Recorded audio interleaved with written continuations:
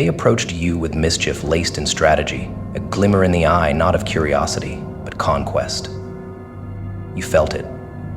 The way they studied you like a board game, something with rules they believed only they understood.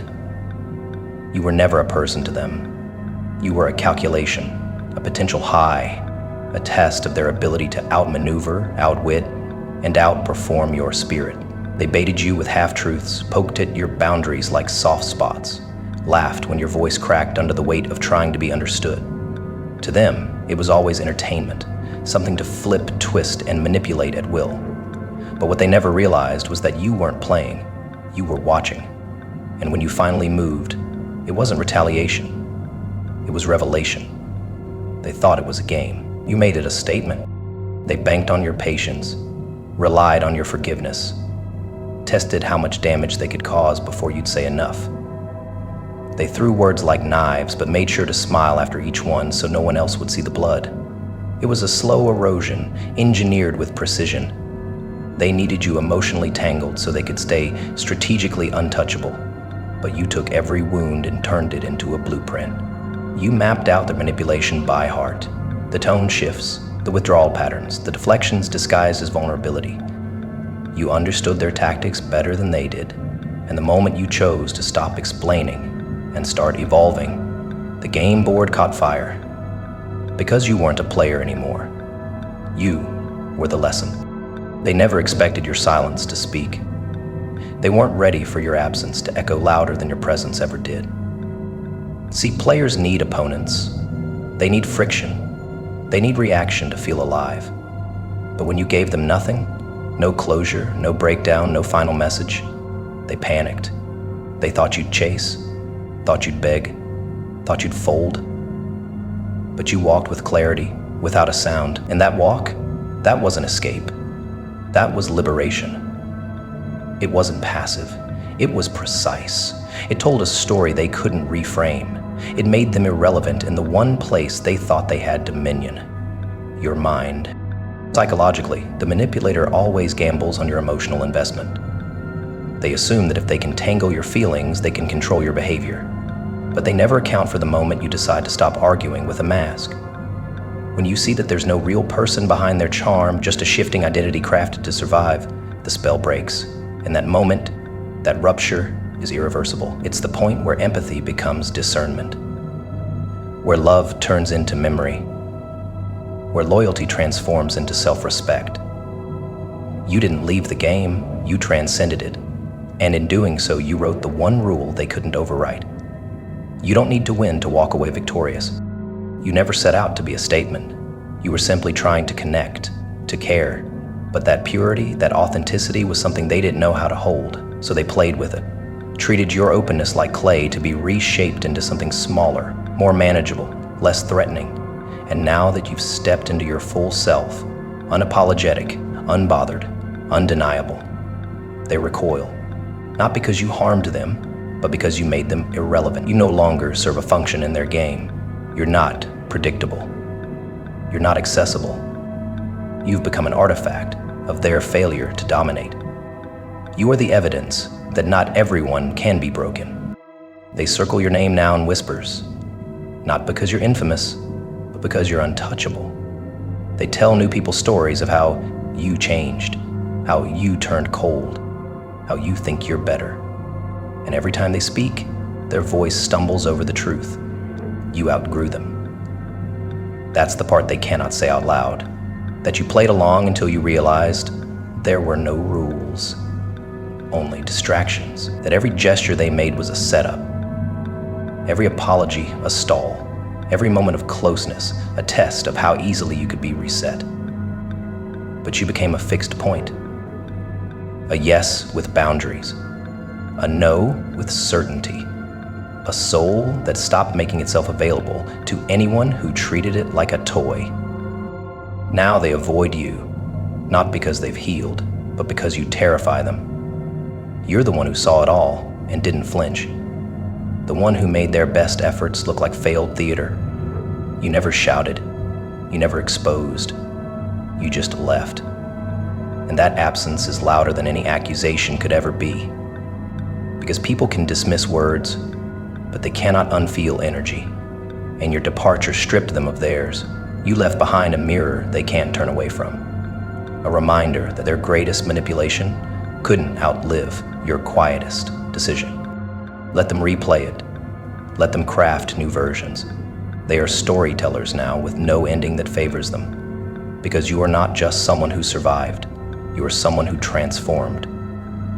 Your detachment was not escape, it was elevation. You moved into a space where they can no longer reach, not because you climbed, but because you ceased to descend. The statement you made was not one of vengeance, it was one of evolution. You became the sentence at the end of their paragraph. And you didn't write it in anger. You wrote it in truth. There's a sacred violence in choosing self-respect over drama, in walking away without needing witnesses. You didn't burn bridges, you let them crumble under the weight of their own deceit. You didn't win their game, you ended it. And now, every time someone asks about you, they hesitate. Because you're no longer a character in their plot. You're the author of a narrative they never saw coming. One where you were never broken, only unfinished. And now, you're beyond definition, beyond reach, beyond blame. They thought it was a game. You made it a statement. And the echo of that statement is forever. They danced in circles, loud and chaotic, masking the desperation behind every move. They were never trying to change. They were trying to be seen. Every gesture was performative, every apology calculated, every post, every message, every sudden moment of vulnerability was a performance for an imagined audience. They moved for attention, not evolution. Not once did they look in the mirror and ask, "What do I need to face?" They were too addicted to being looked at to bother becoming someone worth looking at. You watched it all, not in hatred, not in envy, but in quiet study. Because while they were performing for praise, you were preparing for freedom. You were preparing for freedom. You didn't need eyes on you. You needed truth in you. You moved with intention. And that's what drew the line. They wanted to be the loudest voice in the room. You wanted to be the most honest. Their volume was their strategy. Your silence was your strength. They tried to spin, distract, provoke, all in the name of attention. Because attention to them was oxygen. Validation, applause, reaction. It didn't matter if it was admiration or fear, as long as someone was watching. But you were done being an extra in someone else's circus. You weren't in this to be followed. You were in this to be free. They moved for an audience. You moved for peace. They twisted truth to fit their narrative. You shattered lies to reclaim your soul. Their progress was a costume. Yours was a scar turned into strategy. You didn't post your healing, you lived it. You didn't update the world with every step. You took the steps no one saw. The kind that don't trend, the kind that take everything. While they searched for the next person to validate their storyline, you deleted the script entirely, started fresh, wrote your own damn narrative, and when you showed back up, calm, clear, untouchable, they paid because you weren't part of the game anymore. You were now the standard. They still dance for eyes. You walk with direction. Psychologically, those who rely on attention are running from the void within. They chase noise so they don't have to sit with silence. They fill rooms with performance so they don't have to feel the collapse waiting at home. But you faced it. You sat with the ache. You let it bleed. You made art from it. You carved intention out of abandonment. You didn't move because someone watched. You moved when no one did. You moved when it hurt. You moved when it was hard. You moved because you were tired of repeating patterns and pretending it was destiny. That's why your stride is different now. It carries weight. They envy you now. Not because you're loud, but because you're certain. Because while they keep reaching for reaction, you remain unmoved. You became sovereign. Untouched by the chaos, unbothered by applause, they still post, still shout, still dress wounds as wisdom and call it depth. But depth can't be faked. And you earned every inch of yours. Not from likes, from loneliness, from sitting in the ashes long enough to rise with a plan. They can't understand it. Because your validation was never for sale. Because you didn't need to be seen to feel whole. They told people you changed. You did, radically, intentionally. Not for shock, but for salvation. You didn't need pity. You needed power. So you built it from every breakdown they laughed at, from every silence they misunderstood, from every step they thought was weakness. You were never stumbling. You were recalibrating. And now that you move with clarity, they call it ego. But ego needs an audience. You need only alignment. You're not louder now. You're deeper. And that depth, it can't be mimicked. It intimidates. They try to mimic your calm, but it shakes, because calm without accountability is a mask. You wear yours like skin, earned, tested, real. They throw quotes online hoping for admiration. You speak few words, but your actions echo louder. They call it mystery. It's not mystery, it's mastery. You've learned to move without noise, to act without needing reassurance, and that unnerves them. Because they move for applause. You move for purpose. Let them perform. Let them dance for digital gods and momentary praise. You're building something quieter, something real, something unshakable. You don't correct the rumors. You don't clarify your choices. You live in such a way that those who matter don't question, and those who question no longer matter. You were never designed for performance. You were built for impact. And you've stopped trying to be understood by the ones addicted to misunderstanding themselves. Now, when you walk into a room, you don't chase attention. You shift energy. They feel it. The ones who once underestimated you now wonder how you did it. The truth? You didn't rise for them. You rose in spite of them. And your silence, your stride, your presence, it speaks in a language they never learned. You stopped moving to be seen. You started moving because you finally saw yourself. That was the difference, and it changed everything. They didn't come at you directly, not at first. That would have been too obvious, too easy to expose.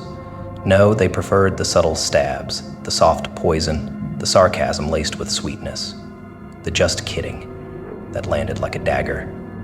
They tried to provoke you into playing small, not by outright aggression, but by suggestion. By implying you were too much, too intense, too emotional, too ambitious. They crafted sentences like cages, meant to limit your reach while making it feel like your idea to shrink. And that's how the manipulation works. It never shouts, it whispers, in your own voice. But the game changed when you stopped mistaking comfort for care. When you realized that someone who feels threatened by your growth will never cheer for your wings. They tried to push you back into your old self, but you outgrew that shell with fire. They wanted to be the authority on your potential. They wanted the final say on who you could be. You'd mention a dream and they'd chuckle. You'd speak a boundary and they'd raise an eyebrow. You'd express a truth and they'd twist it into drama. Because to them, your expansion was a threat, not just to their illusion of control, but to the fragile self-pixie they built by keeping others beneath them. Every time you stepped into your voice, it reminded them of how silent they'd become in their own life. And that mirror, that reflection, unforgivable. So they poked. They tested. They tried to bait you back into a version of yourself that needed permission to breathe. But you've stopped asking for that. You've stopped asking, period. Your silence wasn't weakness. It was your boundary forming in real time. You didn't stop talking because you lacked something to say. You stopped talking because you knew the conversation was designed to diminish you.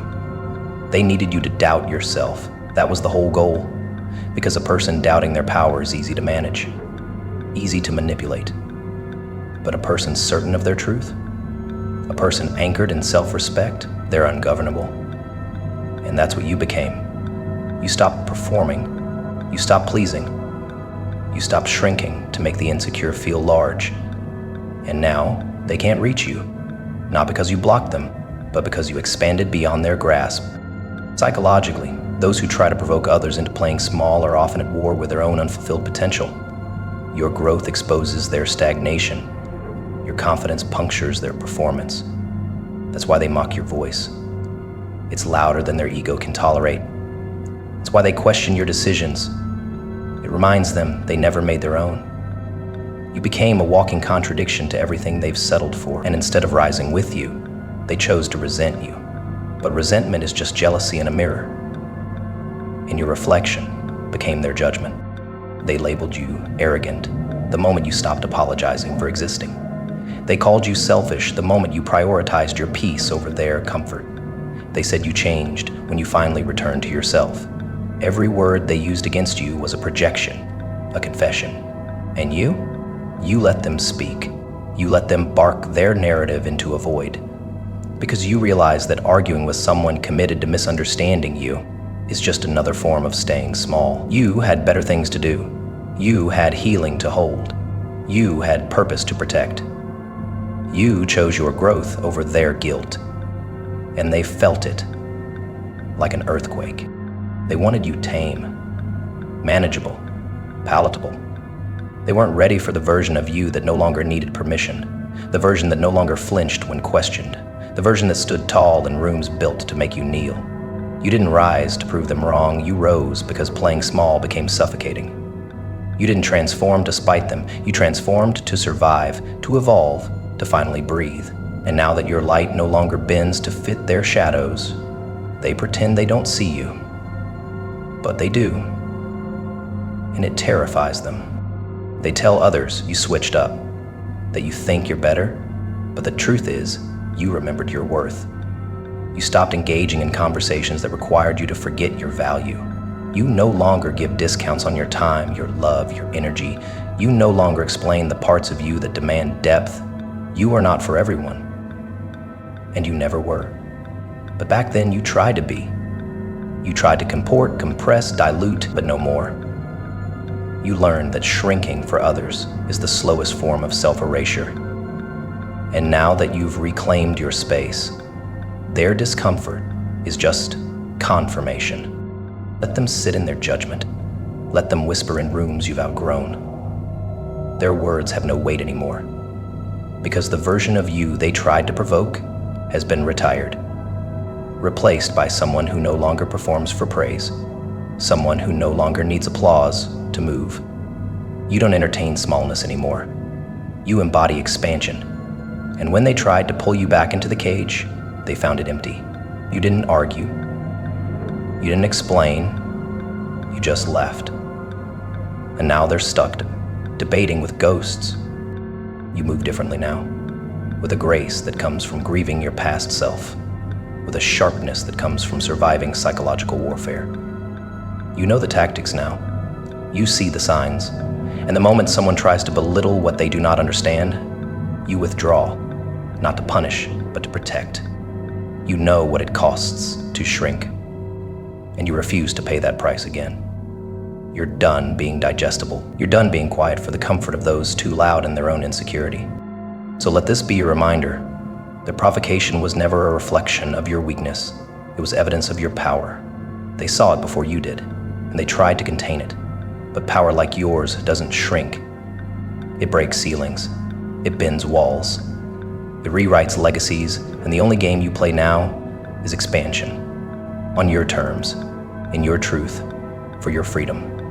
Let them talk. You've got bigger things to become. They thought you'd keep playing, keep nodding, keep smiling politely while they poked your boundaries like they were optional. They mistook your silence for submission and your stillness for surrender.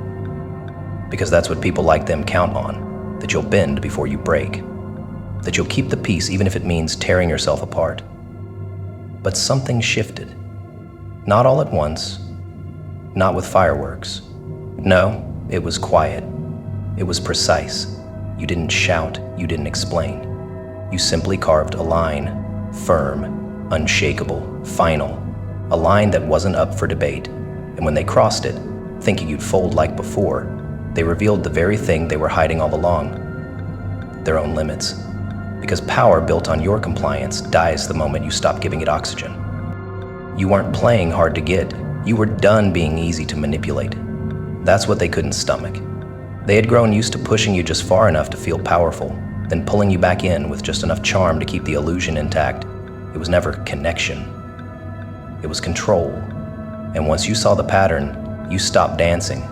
You stopped responding to their half-assed apologies, their breadcrumb affection, their manufactured drama meant to keep you off balance. You saw it, you named it, and then you walked not away from them, but toward yourself. That line you carved wasn't about punishment, it was about preservation. They wanted you to believe that drawing a line was cruelty. That saying no made you difficult. That setting standards meant you were unreasonable. Because if they could guilt you into erasing your own boundaries, they'd never have to face their behavior. They couldn't imagine a version of you that chose self-respect over reconciliation. But you became that version. You didn't scream, you didn't beg. You became unavailable. And that availability they once used like currency, gone. Because once you draw the line, you don't go back. Not to prove a point, but because crossing back means abandoning the self you fought so hard to reclaim. Psychologically, narcissistic patterns depend on repetition. Push, provoke, punish, pacify. They repeat this cycle not because it's strategic, but because it's all they know. They test your edges to see where they blur. They weaponize your empathy, twist your loyalty, romanticize your forgiveness. But when you interrupt the cycle with a boundary, when you step outside the loop and refuse to re-engage, they don't just lose you, they lose their script. They stand on the wrong side of the line with no idea how to write their way back. Because they never wrote for truth, they wrote for control. And truth needs no script.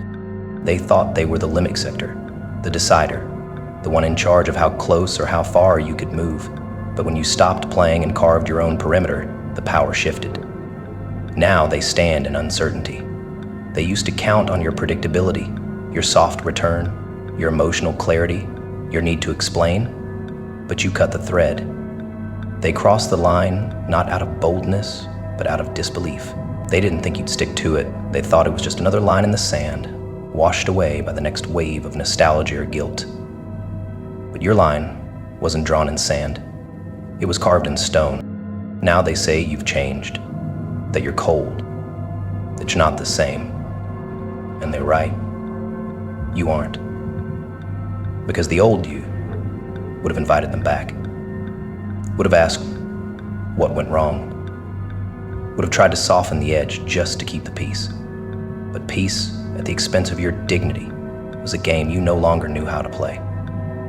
You found peace in the quiet, in the absence, in the knowing that nothing that costs your voice is worth your energy. You didn't build walls, you drew truth. And it hurt them, because it wasn't a door they could kick in. It was a mirror they couldn't shatter. Let them wrestle with the line, let them stand there in confusion, rewriting history in their head, trying to figure out how they lost control of the story. What they'll never admit is that the line was always there. They just never thought you'd enforce it. They assumed your compassion would override your clarity, that your love would outweigh your loyalty to yourself.